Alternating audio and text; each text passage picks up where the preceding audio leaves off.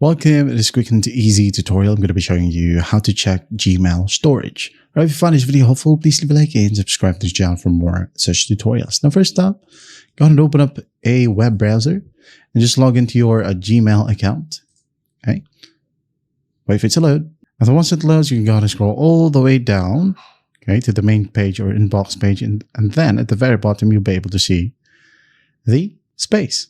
So 0% of 15 gig used, or sometimes it says 14 out of 15 gigs used.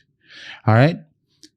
Another option, you can go ahead and open up a new tab and go to your one.google.com. Hit on enter, and then just log in with your account. Go ahead over to the left panel and click on storage.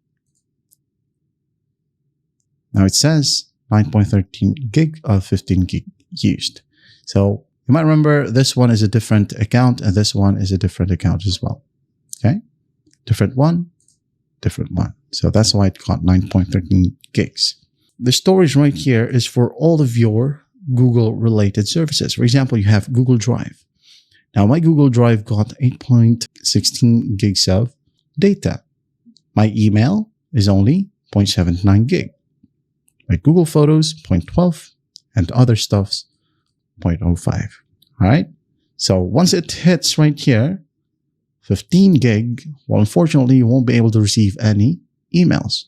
So you'll have to either get more storage or delete data from your Google Drive or your Gmail or Google Photos. So if you want to delete some files on Google Drive, you can just go ahead and click on this window right here or button. And we'll get you through drive.google.com. Well, just go ahead and delete anything that you want to delete from here. And that is how you check Gmail storage. I hope this video helps, and I'll see you in the next one.